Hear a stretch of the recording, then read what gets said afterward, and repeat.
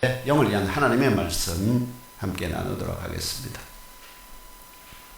오늘은 고린전서 15장 35절에서 44절입니다. 고린전서 15장 35절에서 44절. 신약성경 283쪽입니다. 찾으신 줄 알고 제가 한 절, 여러분이 한 절 교독하겠습니다. 제가 먼저 35절 읽습니다. 누가 묻기를 죽은 자들이 어떻게 다시 살아나며 어떠한 몸으로 오느냐 하리니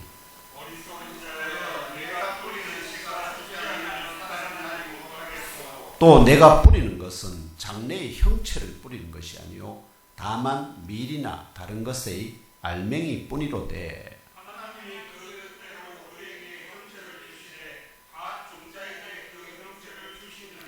육체는 다 같은 육체가 아니니 하나는 사람의 육체요 하나는 짐승의 육체요 하나는 새의 육체요 하나는 물고기의 육체라.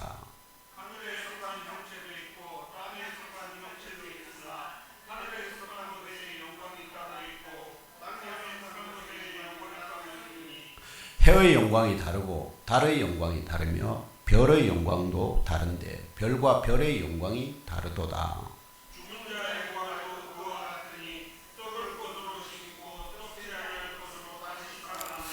욕된 것으로 심고 영광스러운 것으로 다시 살아나며 약한 것으로 심고 강한 것으로 다시 살아나며 육의 몸으로 심고 신령한 몸으로 다시 살아나니 육의 몸이 있은즉 또 영의 몸도 있으리라. 아멘. 이 본문을 중심으로 어떠한 몸으로 오느냐라는 제목으로 하나님의 말씀을 상고하겠습니다. 오늘은 2022년 추수의 계절 10월의 마지막 주일이자 1517년에 시작된 종교개혁 기념주일입니다. 실제로 종교개혁 주일 이런 내일입니다.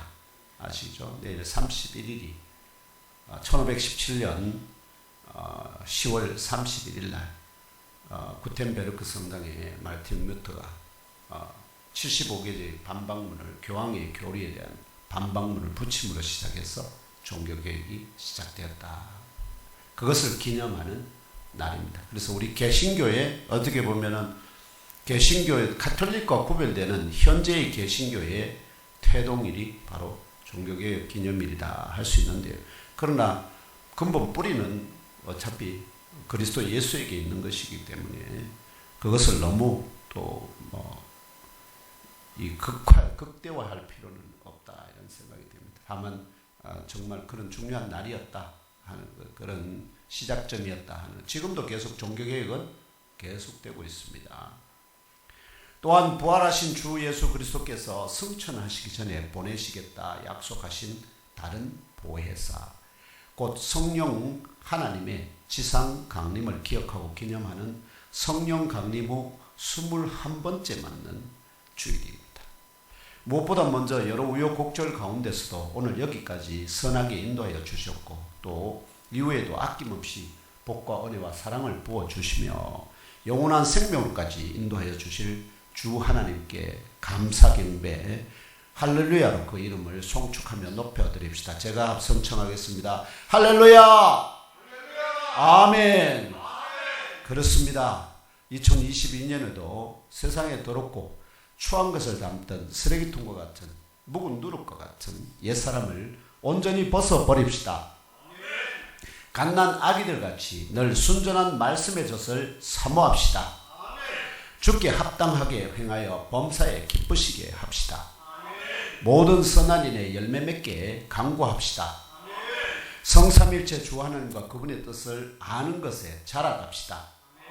이처럼 하나님의 말씀을 담고 성령이 역사하시는 신령한 전의 한 부분으로 또 황금그릇 같은 새 사람으로 속 사람이 다시 태어나고 자라서 장성하기를 소망합시다. 특별히 지금 이 세대 가운데 수많은 사람들 있지 않습니까? 그런데 그 가운데 저와 형제 자매 여러분을 택정하여서 하늘의 머리와 땅의 몸으로 이루어진 유일한 참교회의 지체로 사람을 취하는 영의 업으로 부르시고 속 사람을 거듭나게 하셔서 영적 지능을 겸비하게 하시고 장성하게 하시는 주 하나님의 뜻과 작정과 부르심의 소망이 무엇인지, 또 오늘 각자의 보고에 따라 새롭게 하달되는 명령이 무엇인지 주 하나님의 음성을 친히 들으시고 깨달아 알고 믿고 심령에 잘 박힌 못으로 영접하시고 그 받으신 명령대로 온전히 복종하여 한 주간의 영적 실험과 영적 전투에서 이기고 승리하시기를 축원합니다. 지난주에도 말씀드렸다시피 이러한 고린도 지역 교회 가운데 불어닥친 영적 분쟁을 해결하고 그리스도의 복음의 결정체인 부활의 소망 위에 지역 교회의 지체들을 다시 굳게 세우기 위하여 주 하나님께서는 사도 바울의 서신 고린도전서 15장을 통하여 세 가지 방식으로 그리스도의 부활을 변증하도록 역사하셨습니다. 주께서 말씀하시고 계시다고 생각하시면 되겠습니다. 첫째 방식은 성경대로 그리스도의 부활을 목격하고 일치되게 증언하는 사도 자신을 포함한 2사람에서 3사람 이상의 증인들을 소환하는 것입니다. 그 몇 명이나 있다고요? 500명 이상이나 있다 하는 것을 증언하였습니다. 둘째 방식은 또 역시 성경대로입니다. 그리스도께서 사망에 매여 계실 수가 없다 하는 영적 진리를 변증하는 것입니다. 셋째 방식도 역시 성경대로입니다. 다시 살아 부활의 첫 열매가 되신 그리스도께서 입으신 몸은 시간에 초월한 영적인 몸이다 하는 영적 진리를 변증하는 것입니다. 첫째 방식 곧 성경대로 1절에 15장 1절에서 15절에 증인된 사도 자신을 포함하여 부활하신 그리스도를 목격하였다고 일치되게 증언하는 500여 명 이상의 산증인들이 있음을 제시합니다. 믿습니까? 예, 둘째 방식도 역시 성경 다니엘서 7장과 시편 8장의 예언대로 25절로 28절에 그리스도가 죽어 무덤에 장사된 후 사흘 만에 다시 살아 부활하실 수밖에 없는 이유의 하나로서, 그 이유가 뭐냐? 왜 그리스도가 죽어서 다시 살아날 수밖에 없느냐? 필연적인 이유가 있다는, 그 이유가 뭐냐? 하나님 아버지께서 만유를 영적 전투에 승리한 그 아들 그리스도의 발 아래에 두시고, 그 발 아래에 두기 위해서는 그가 살아 있어야만 합니다.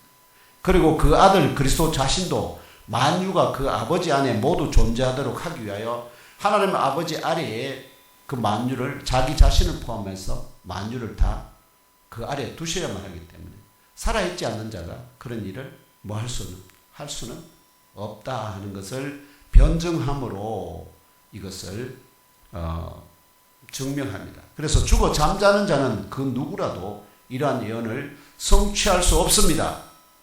반드시 다시 살아 부활하셔야만 한다는 전제가 합당하다는 뜻입니다.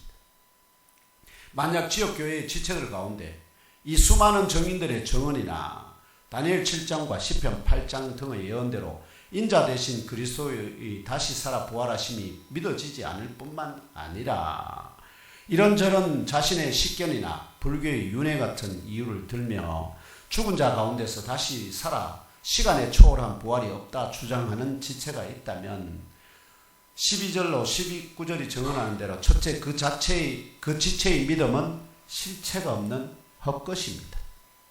왜냐하니까 진짜 믿어야 될 건 안 믿고 뭐를 믿는다는 거죠. 그러니까 본체는 안 믿고 그냥 그 사족을 믿는다는 거죠. 둘째, 그 지체는 그래서 믿음이 없기 때문에 믿음이 없이는 하나님 기쁘시죠. 결국 믿음으로 구원받는데 결국은 그 지체는 여전히 죄 가운데 있습니다. 셋째, 그 지체는 하나님을 거짓말쟁이로 만드는 자입니다.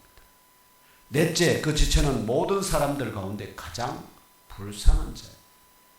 또한 이렇게 죽은 자 가운데서 다시 살아 시간에 초월한 부활이 없다 주장하는 자들의 말에 미혹당하는 지체가 있다면 어떻게 될까요?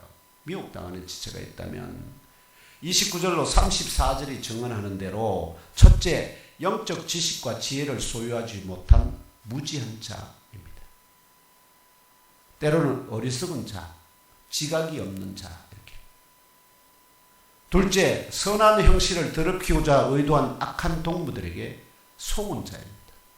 이 사람에게 속으면 악한 천사들에게, 사단 타락한 천사들에게 속는 것은 그냥 시간 문제일 뿐입니다.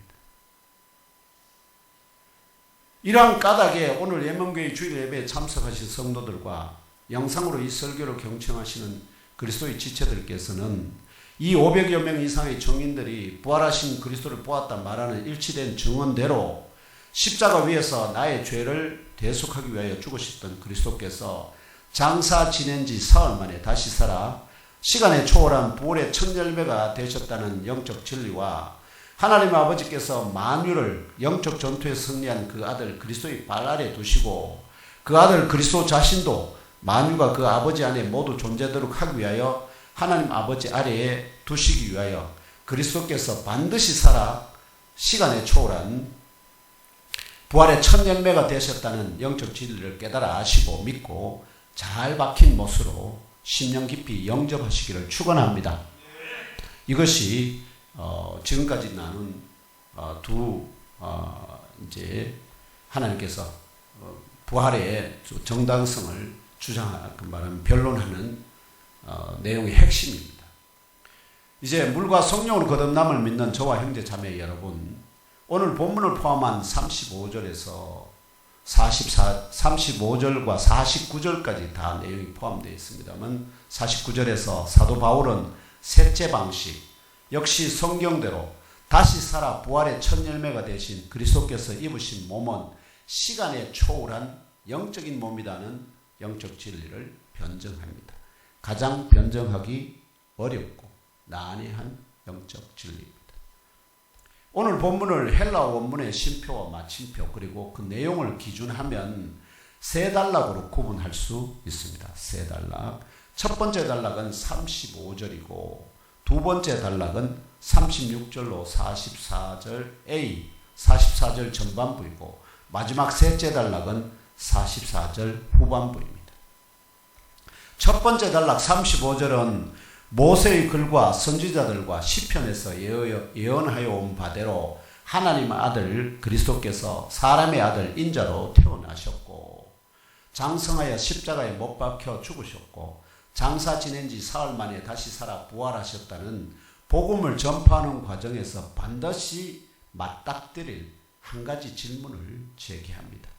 어리석은 사람들은 말하면 무지한 사람들은 이런 질문을 잘 못합니다만 나름대로 뭐가 있다, 나름대로 생각이 있다고 생각하는 사람들은 이런 질문을 하게 됩니다.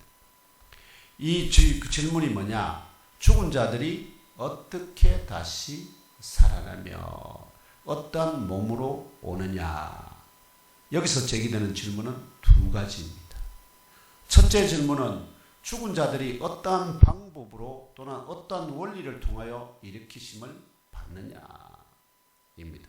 이해하시겠죠? 스스로 살아나는 것이 아니라고 생각하지는 않습니다. 어떤 방법으로 어떻게 살아나느냐?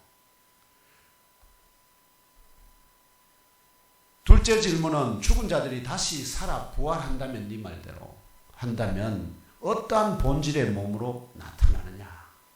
어떠한 종류의 몸을 입고 오느냐?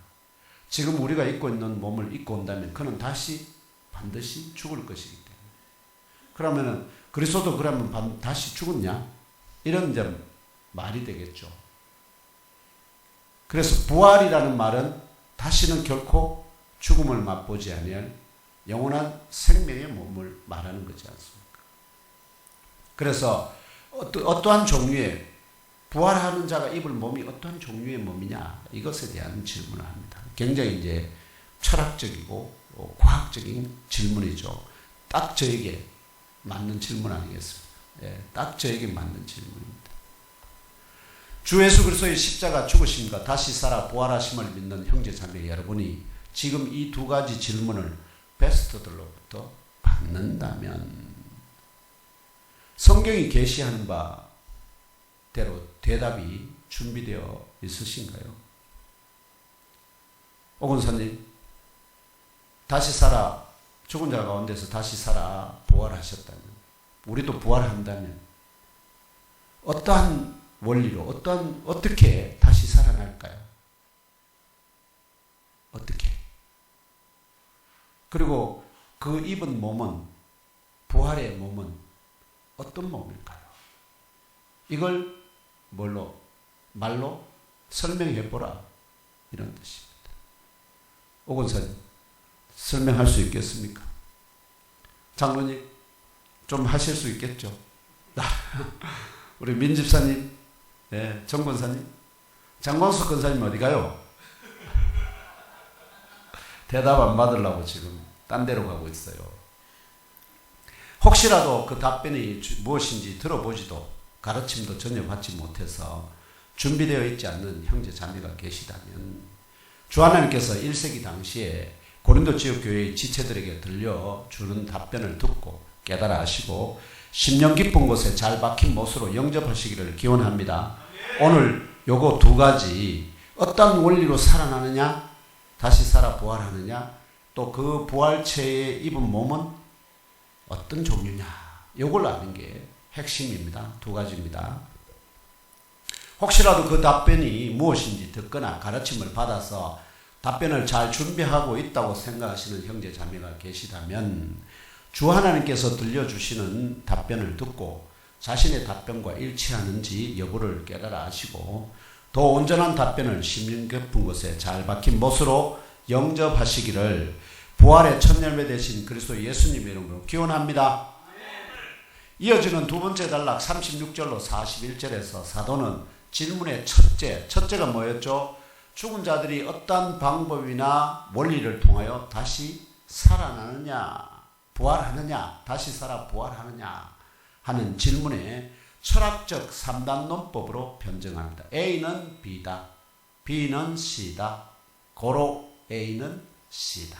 이렇게 증명하는 게 3단 논법입니다. 이 3단 논법으로 증명하는데, 그래서 변증의 첫째 단계 A는 B다 이렇게 나와야 되겠죠. A는 B다. 변증의 첫째 단계가 36절에서 38절입니다. 사도는 밀이나 보리농사의 과정에서 체득하여 알 수 있고 동의할 수밖에 없는 뿌리는 것과 다시 살아나오는 것의 차별성에 대해서 변증합니다. 주 하나님께서 가장 먼저 36절에서 사도를 통하여 어리석은 자여 합니다. 어리석은 자여, 네가 뿌리는 씨가 죽지 않으면 살아나지 못한다라고 비유적으로 변증하게 합니다. 우리가 씨를 뿌리면 우리는 씨가 죽었다가 살아나는 것이 아니라 그 씨에서 그냥 뭔가 살아나온다고 생각하는데, 사도는 뿌려진 것이 반드시 죽어야만 한다. 그래야 뭐가 된다는 거죠? 거기서 살아나는 것이 있다는 것입니다. 주 하나님께서 35절에 질문을 하는 사람을 향하여 어리석은 자여라고 부르는데요. 어리석은 자라고 부르는데, 헬라 원어의 의미는 영어로 번역하면 mindless 혹은 senseless 이런 뜻입니다. mind라고는 지성입니다. 지성. mind도 없고 sense도 없는 자여, 이런 뜻입니다. 이걸 어리석은 자여라고 번역을 해놨습니다. 그래서 우리 한글로는 지각 없는 또는 센스 없는 자라는 뜻입니다. 그렇게 센스도 없냐, 이런 뜻입니다. 이렇게 지각 없는 자여 부르시는 이유는 나달이나 씨를 심거나 뿌리는 농사와 관련된 자연 현상이 죽지 않으면 살아나지 못한다는 이치를 가르치고 있다 하는 것입니다. 그런데 그것으로부터 아무것도 인식하지도 깨닫지도 못하기 때문에 뭐라는 거죠? 어리석다, 지각이 없는 자다 말한다는 거죠. 우리가 다 박장로님 농사 잘 하시잖아요. 근데 그 농사의 이치만 잘 알아도 뭘 한다는 거죠? 부활이라는 것을 어떻게요? 부활이라는 것이, 다시 살아 부활한다는 것이 그렇게 완전히 생뚱맞은 것이 아니라는 것입니다.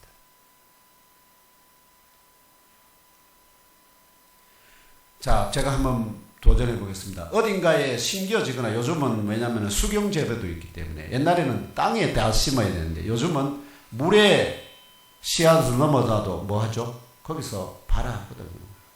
예, 그렇기 때문에 이게 땅에 이런 말만 절대적으로 통용이 안 됩니다. 그래서 제가 어딘가에, 아시겠죠? 어딘가에 심겨지거나 뿌려진 나달이나 씨가 그 가운데서 죽지 않으면 살아나지 못합니다. 자연현상이 보여주는 분명한 이치입니다. 장로님 동의가 되십니까? 더 나아가 어딘가에 심겨지거나 뿌려진 나달이나 씨가 그 가운데서 죽는다고 다 살아나는 것도 아닙니다.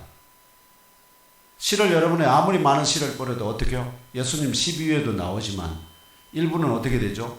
살아났다가 어떤 거는 새들이 와서 먹어버리고 뭐 등등 있는데 그게 어떻게 해요? 아예 살아나지 못하는 것도 있습니다. 아예 살아나죠. 그냥 없어져 버리고 죽어버리는 거죠. 그렇기 때문에 그러면 씨가 죽는다고 반드시 살아나는 것도 아니고, 아시겠죠? 죽지 않으면 절대 살아나는 것은 없다. 이건 동의가 되시죠? 죽지 않으면 그대로 하나의 씨로 어떻게 해요? 그냥 남아있는 거예요. 그냥 하나의 씨로 남아있는 것 뿐이지, 그것이 죽지 않으면 결코 다시 살아나는 것이 없다 하는 것은 확실한 겁니다. 그러니까 그럼에도 불구하고 씨가 죽는다고 해가지고 다 살아나는 것도 아닙니다. 이건 다 동의가 되시죠? 네. 그러므로 나달이나 씨가 죽지 않으면 살아나는 것도 없다는 것은 명백합니다. 죽지 않으면 살아나지. 그대로 하늘 그대로 있으니까. 결론적으로 어딘가에 심겨지거나 뿌려진 나달이나 씨가 죽었을 때 어떤 나달이나 씨는 살아나지만 어떤 나달이나 씨는 살아나지 못합니다. 그러면 이것이 자연현상이 보여주는 결론적 이치입니다. 그러면 궁금하잖아요. 도대체 전부 다 같은 씨처럼 보이는데 뿌려졌는데 어떤 것은 죽어서 다시 살아나고 어떤 것은 다시 살아나지 못하는 이치가 뭘까요? 왜 그런 일이 벌어질까요? 왜? 이게 그냥 우연일까요?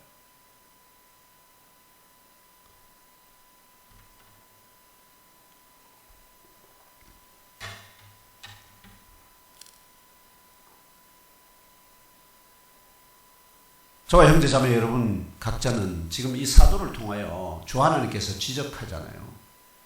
나단이나 씨를 심거나 뿌리는 농사와 관련된 자연현상이 보여주는 결론적 이치를 인식하고 깨달아 아는 지각 있는 혹은 센스 있는 자들입니까? 여러분 센스 있는 자들입니까? 아니면 그 반대입니까? 스스로 자문해 보시길 바랍니다. 그렇다면 어딘가에 심겨지거나 뿌려진 나단이나 씨가 죽었을 때 무엇 때문에 어떤 원리로 어떤 과정을 통하여 어떤 이치로 어떤 나달이나 씨는 살아나고 어떤 나달이나 씨는 살아나지 못할까요? 이게 뭘 말하는지 알겠죠? 수많은 사람이 죽지만 그 중에 살아나는 건 지금 다시 살아 부활한 것은 그리스도께서 유일하기 때문에 그렇죠. 지금 현재 우리 역사 가운데는. 이어지는 37절로 38절에서 그 대답이 두 가지로 제시됩니다. 답이 두 가지로. 대답의 첫째는 죽는 것과 살아나는 것이 다르다는 것입니다. 죽는 것과 살아나는 것이 다르다. 둘째, 대답의 둘째는 죽은 것이 살아나는 원리에 관한 것을 구체적으로 변증합니다. 참고로 PPT 잠깐 보여주실래요? 참고로 여기 지금 우리 한글로 형체로 번역되어 있는 헬라어 원어 단어가 소마입니다. 소마. 형체. 이 형체라는 단어가 여기 지금 소마인데 이 영어로는 전부 다 body로 번역됩니다. body. slave라고 해서 일회가 있는데요. 그래서 여기 형체가 어디 갔지? 대부분이 몸, 목숨, 마음, 사람, 혼, 성령, 심령. 여기에 지금 뭐도 있습니까? 결국은 지금 어디가 빠졌네. 여기 보면 저 형체라는 단어 본 적이 있다는 거잖아요. 그죠? 형체. 대부분 그래서 영어로는 거의 대부분 body로 번역되면서 사람의 경우에 살과 뼈와 몸의 각 지체들이 각 위치에 자리 잡은 고유한 몸의 형체. 저를 지금 보시면 사람은 이렇게 생겼다는 이런 모습을 갖추고 있는 요 전체 모양을 뭐라고 하냐? 몸이라 부른다. 그 몸의 한 부분 또는 몸이 지금 살과 뼈로 이루어져 있지 않습니까? 또는 혈관이 있고 혈이 있고 그죠? 살과 뼈로 져 있는데 이 살과 뼈로 구분되는 이 중에서 살은 다른 단어로 말하고 뼈도 다른 단어로 말하는데 이 살과 뼈가 다 온전하게 모양을 갖춰서 그 형체를 구성하고 있을 때 이것을 뭐라고 한다고요? 몸이라 소마라 부른다 하는 것입니다. 이러한 헬라 원어의 의미를 반영하면은 37절로 38절에서 사도를 통하여 주 하나님께서 계시하시는 대답의 첫째는 흙에 뿌리는 어떤 것이든 죽은 그것으로부터 생겨나오게 될 것의 그 고유한 형체 곧 몸을 뿌리지는 않는다는 뜻입니다. 이게 조금 말이 좀 어렵습니다. 다시 말하면 겉보기에는 어떠한 고유의 형체 곧 어떤 몸을 가졌는지 알 수 없는 낫을 흙에 뿌리지 않습니까? 씨라는 것이 이게 어떻게 생겼는지 어떤 씨를 딱 주시면은 여러분 그게 어떻게 생겼는지 알 수 없잖아요. 결국 그것이 심겨지고 그 뿌려진 나달이 죽고 그 죽은 자리로부터 흙을 뚫고 자라나와 봐야 눈에 익은 형체의 몸을 가진 식물을 보게 됩니다. 전문적으로 말하면 같은 미래의 씨를 뿌리고 죽어 살아나올 때 그 땅의 토질이나 환경 혹은 기후 조건에 따라 그 식물의 형체 곧 외적인 몸은 생존에 가장 적합한 형태로 변화됩니다. 아시겠죠? 대한민국에서 심었을 때의 밀과 아프리카에서 심었을 때의 밀의 크기나 이 모양이 다 조금씩 달라집니다. 그럼 여기서 주께서 그 말씀하시는 바는 결과적으로 뿌리는 것은 어떤 종의 형질을 보존한 나달이나 씨이지만 죽어 살아날 때는 그 나달이나 씨의 고유한 형체의 몸을 가진 그대로 다시 살아나는 게 아니죠. 모양이 완전히 바뀐 식물로 자라요. 어떤 줄기나 뿌리가 이렇게 나오잖아요. 그거는 씨하고 전혀 모양이 다르지 않습니까? 그걸 말하는 거예요. 즉 뿌려진 것은 씨의 형체고 자라나오는 것은 식물의 형체로 완전히 다른 거죠.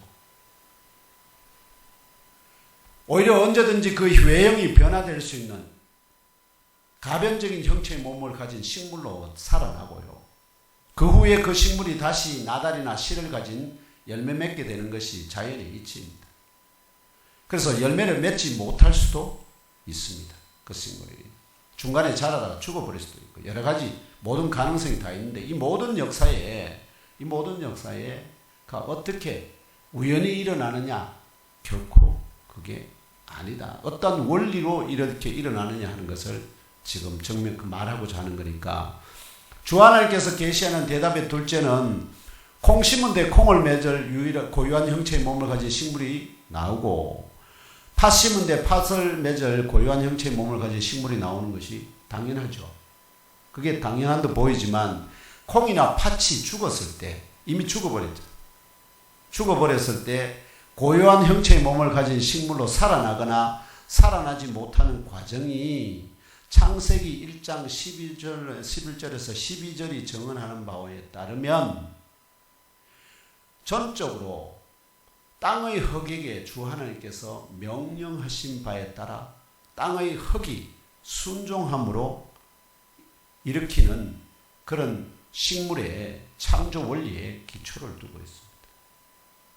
땅이 식물을 다시 살려내는 것은 누구의 명령에 따른 것이라고요?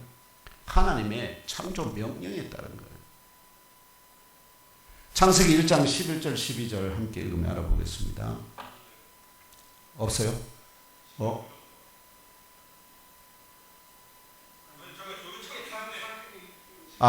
그게 안 바뀌었네. 제목이 안 바뀌었네. Sorry. 네. 함께 읽겠습니다. 시작.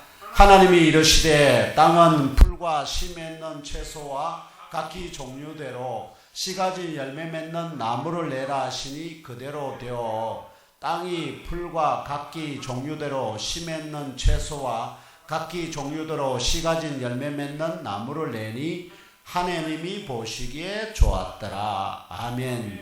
이 성경 본문에 명백하게 정리하되 땅이 알아서 스스로 식물을 내는 게 아닙니다.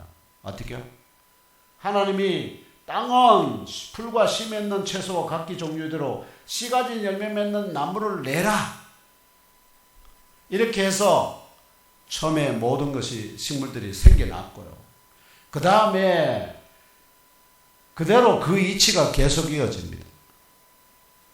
이어지는데 이제 새로운 것을 그러니까 씨가 뿌려지고 다시 그것이 죽어서 그 씨로부터 어떻게요?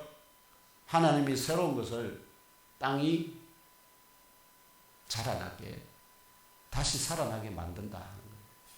이게 창세기 1장 11절에서 12절이 정언하는 바입니다. 그러므로 이것이 주 하나님께서 원하시는 바에 따라 하나님이 보시기에 좋았더라.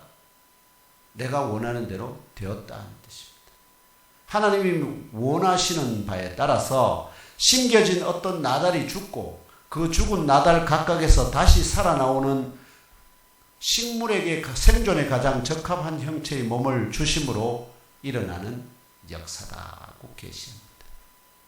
그리고 이 모든 역사에 식물이 죽은 다음에 이것을 살릴지 말지 누가 결정한다고요?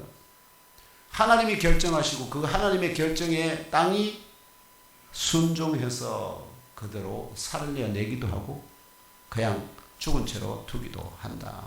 흙으로 그냥 돌아가기도 한다는 것이 이해되시나요? 그러면 어떤 원리로 다시 살아날지 이해되시죠? 그러면 사람도 땅에 죽어 묻히면은 이것을 살려내는 이치나 원리는 누구에 의한 것입니까? 하나님에 의한 것이다 하는 것을 알 수 있습니다. 그러므로 36절로 38절에 제시된 변증의 첫째 단계에서 주 하나님께서 첫째 밀이나 보리의 나달 곧 씨를 땅의 흙에 뿌리지만 땅의 흙에서 다시 살아나오게 되는 것은 나달이나 씨와 동일한 형체의 몸이 아니라 나달과 굽이 완전히 다르죠. 다른 생존에 가장 적합한 형체의 몸을 가진 식물이기 때문에 죽은 나달이나 씨와는 다른 형체의 몸이고 둘째, 이렇게 나달이나 씨와 다른 형체의 몸으로 살아나는 과정이나 원리는 창세기 1장 11절로 12절이 정언하는 바와 같이 전적으로 땅의 흙에게 주 하나님께서 명령하신 바에 따라 땅의 흙이 순종함으로 일어난다는 식물 창조의 원리에 따라 주 하나님이 원하시는 바에 따라 나타나는 생명 현상이라고 변증하는 것입니다. 믿습니까? 그래서 변증의 둘째 단계, 그러면 자, A는 B다는 거, 즉 식물이 살아나는 것은 어떻게요?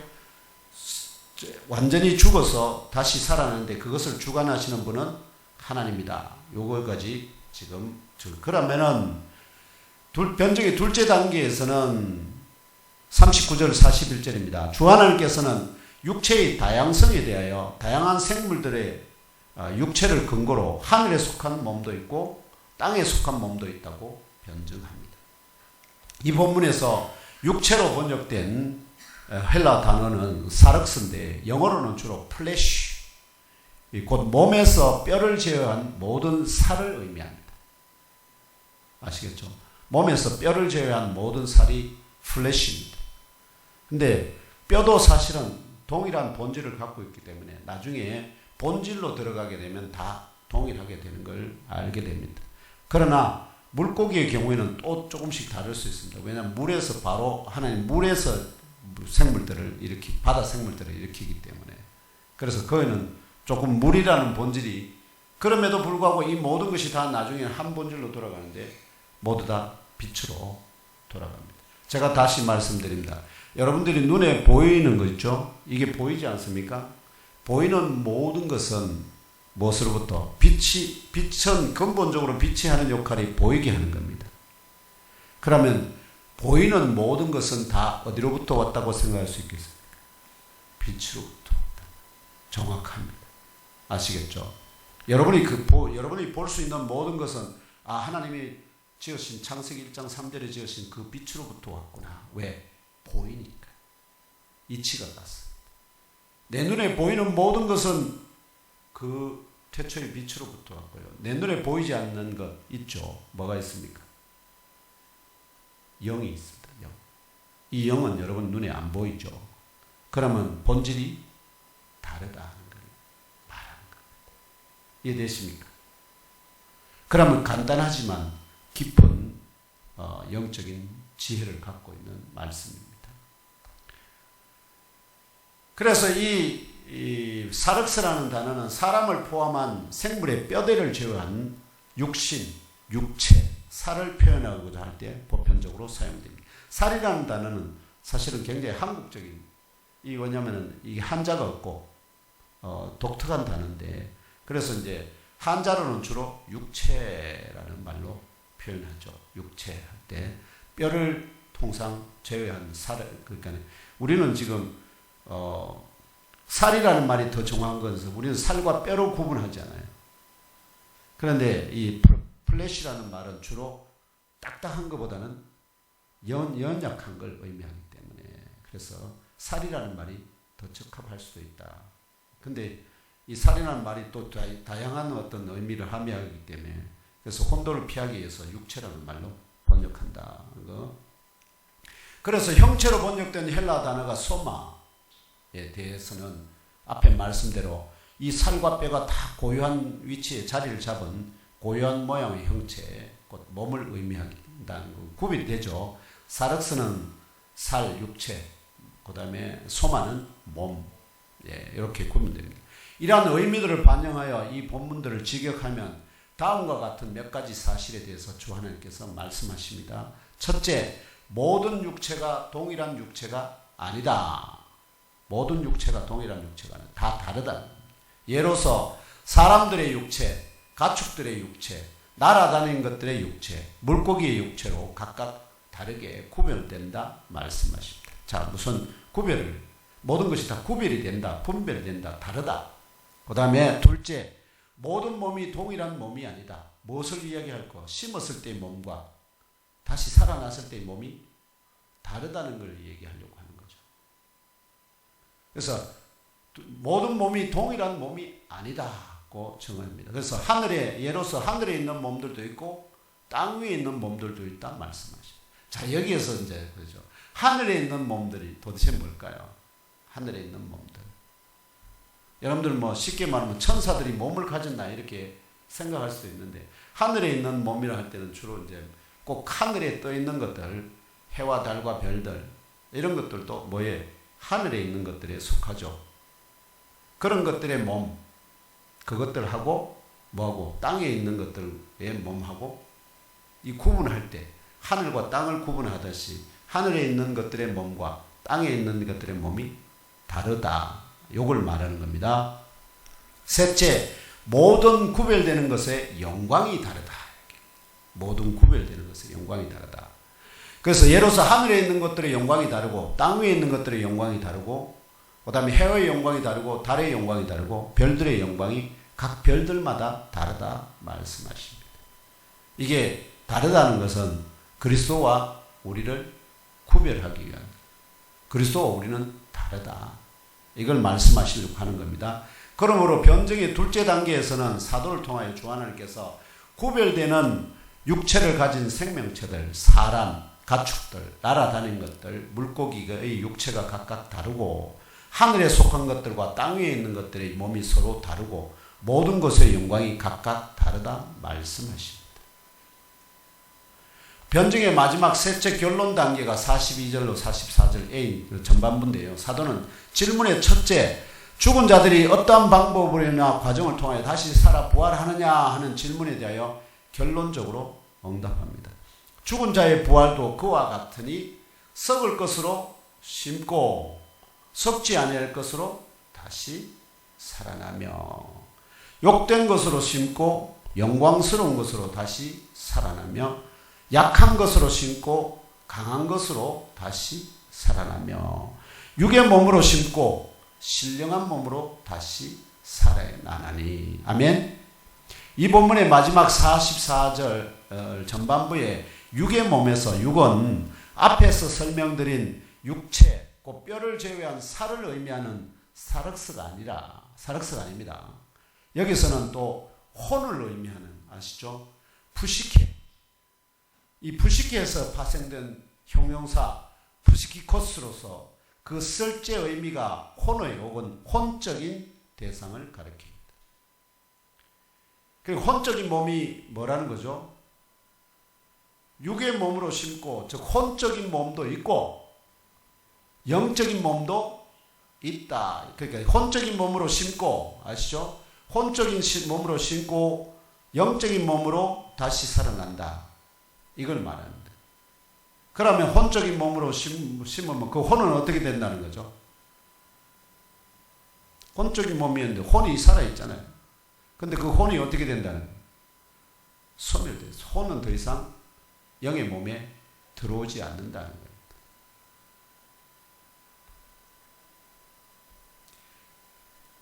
그래서 또한 가천 44절 전반부에 신령한 몸에서, 신령한은 영을 의미하는 푸뉴마에서 파생된 형용사 푸뉴마티코스로서 그 실제 의미가 영의 혹은 영적인 대상을 가리킵니다. 이러한 원어의 의미를 반영하여 질문의 첫째, 죽은 자들이 어떤 방법으로 과정을 통해 다시 살아나냐 하는 질문에 대한 주 하나님의 결론적 응답은 다음과 같습니다. 파멸 가운데 뿌려졌다, 불멸 가운데 깨우심을 받는다. 일단 심는 것과 다른 것에, 살아나는 것의 차이점에 대해서 어떤 차이점이 있느냐 하는 것을 설명합니다. 지옥 가운데 뿌려졌다, 영광 가운데 깨우심을 받는다. 여기서 잘 보시면 스스로 깨어난다는 게 아니고 뭐 한다는 거죠? 깨우심을 받는다. 누구에 의해서? 창조주 하나님의 식물을 창조하신 그 원리대로 다시 사람도 창조하신 그 원리로 다시 재창조하신다. 또는 다시 살아나게 하신다. 이렇게 생각하시면 돼요. 연약 가운데 뿌려졌다. 능력 가운데 깨우심을 받는다. 혼적인 몸이 뿌려졌다. 영적인 몸이 깨우심을 받는다. 이렇게 네 가지로. 그래서 파멸, 지옥, 연약 가운데 그리스도 예수께서 십자가 위에서 혼적인 몸을 나달이나 시처럼 땅에 뿌리셨지만 하나님께서는 불멸, 영광, 능력 가운데 그리스도 예수의 그 영으로 하여금 영적인 몸을 입게 하시고 완전한 영의 본체로 다시 살아 부활하게 하셨습니다. 자, 그러면 하나님은 100% 영 아닙니까? 그러면 그리스도 예수는 하나님의 아들이십니다. 성육신 하셨을 때는 하나님과 조금 못하게 됐죠. 무엇으로? 왜냐하면 혼적인 육의 몸을 입으셨기 때문에. 그런데 그 몸을 심으시고 다시 살아 부활하실 때는 영적인 몸을 입으셨기 때문에 혼은 더 이상 아까 말씀드렸듯이 혼적인 몸을 싣고 영적인 몸으로 다시 사는. 그러면은 몸도 영이요 그 속에 가시는 영도 영이시니까 완벽한 영의 본체로. 그래서 하나님은 영이시다는 그 말씀 그대로 완전하게 영광을 받으셨다 하는 그런 의미가 됩니다. 이와 동일하게 저와 형제 자매 여러분이 파멸, 치욕, 연약 가운데 혼적인 몸을 땅에 뿌리더라도 하나님께서는 불멸, 영광, 능력 가운데 우리 각자의 영으로 그리스도처럼 영적인 몸을 입혀주시고 완전한 영의 본체로 다시 살아 부활하게 하신다는 진리를 깨달아 하시고 믿고 심령 깊은 곳에 잘 박힌 못으로 영접하시기를 주 예수님 이름으로 축복합니다. 이어지는 오늘 본문의 마지막 세 번째 단락 44절 후반부에서 주 하나님께서는 질문의 둘째, 죽은 자들이 다시 살아 부활한다면 죽은 자들이 어떠한 본질의 몸을 입고 다시 살아 부활하느냐 하는 질문에 대하여 결론적으로 응답합니다. 육의 몸이 있은즉 또 영의 몸도 있느니라. 아멘. 둘째 질문에 대한 결론적 응답은 만약 혼적인 몸이 실존한다면, 우리는 알고 있지 않습니까? 실존하지 않습니다. 또 영적인 몸도 실존한다. 근데 그 영적인 몸을 우리가 여러분들이 쉽게 볼 수 없기 때문에 과연 있느냐 하는 것을 의미하지만, 그러나 그것을 본 자들이 500이나 넘게 이 편지를 쓸 때 살아있었다 하는 겁니다. 그래서 그 증언을 우리는 뭘로? 진실로 믿고 영접하는 것입니다. 참고로 영적인 몸에는 더 이상 혼과 그로부터 나오는 본능이 존재하지 않을 뿐만 아니라 영이 시간에 초월하고 공간에 초월하기 때문에, 아시죠? 예수님이 살아나실 때 시간과 공간에 초월하지 않습니까? 그래서 영적인 몸은 시공간에 구속되지 아니하는, 곧 영생하는 몸입니다. 그러므로 이 둘째 답변으로부터 깨달아지는 부활체의 본질은 하나님께서 우리 각자에게 고유하게 부여하여 주신 그 영에 연합된 그 혼과 그 몸의 3분 연합체가 더 이상 아닙니다. 각자의 그 영에 연합된 영적인 몸의 2분 연합체. 이러한 완전한, 곧 무한히 오랜 시간을 사는 것이 아닙니다. 영생은 무한히 오래 사는 것이 아닙니다. 무한히 오래 살다가 결국은 끝에는 죽는 것이 아닙니다. 왜냐하면 무한히 오래 산다 하더라도 그 무한한 시간 끝에는 결국은 뭐라는 거죠? 죽는다는 걸 의미하기 때문에, 무한히 오래 사는 것은 결국은 죽는다는 것을 의미합니다. 그러나 영생은 어떻게요? 시간에 초월해야만 영원히 사는 겁니다. 시간에 구속되어 있는 한에는 결국은 아무리 시간이 오래 무한히 된다 하더라도 그 끝은 결국은 죽음입니다. 그러나 시간에 초월하게 되면 그 현재의 형상을 그대로 영원히 유지하기 때문에 영원히 사는 존재가 된다 하는 것입니다. 그것이 바로 영적인 몸의 뭐라는 거죠? 특징입니다. 이러한 완전한, 곧 무한히 오랜 시간을 사는 것이 아닌 주 하나님처럼 아예 시간에 초월한 영의 본체로 다시 깨우심을 받아 부활한다는 진리를 깨달아 아시고 믿고 베스트들에게 전파하시기를 축복합니다. 이런 부활의 영광에 저와 형제자매 여러분 우리 모두 참여하기를 소망하며 끝까지 충성된 성도로서 있기를 완전한 영의 부활체의 첫 열매가 되신 그리스도 예수님 이름으로 축복합니다. 이제 말씀을 맺고자 합니다. 지금 오늘 여기까지 저와 형제자매 여러분의 속사람도 물과 성령을 거듭났지만 갓난아이에서 자라고 장성한 세상이 감당치 못하는 참 성도로 또 영의 어부가 되기 하기 위하여 푸뉴마티코스 영적인 사람으로 성숙되는 과정에 있습니다. 결국은 이 성숙되더라도 그러나 언젠가는 우리는 무엇을 보게 됩니까? 땅에 심겨져야 될 씨와 같아 하는 것을 이해해야 합니다. 그것이 말하면 끝이 아니라 뭐라는 거죠? 그 심겨진 이후에 내 하나님께서 나를 다시 살아 깨우시고 시간에 초월한 영원한 신령한 몸을, 영적인 몸을 입은 완전한 영의 본체로 우리를 다시 살려 부활하게 하신다는 그 이치를 깨달아 아시는 그는 푸뉴마티코스로 성숙되는 과정에 있습니다. 그러므로 이 결코 죽음이 뭐죠? 끝이 아니다. 새로운 창조의, 완전한 창조의 완성이다. 그리스도께서 우리를 재창조하시기 시작하셨습니다. 그런데 그 재창조의 완성은 하나님께서 어떻게 해요? 우리 영에게, 거듭난 영에게 새 영의 육체를 입혀 주시는 것으로 완성이 된다. 그래서 우리는 재창조의 과정 중에 있다 하는 것 깨달아 하시기를 주님의 이름으로 축원합니다.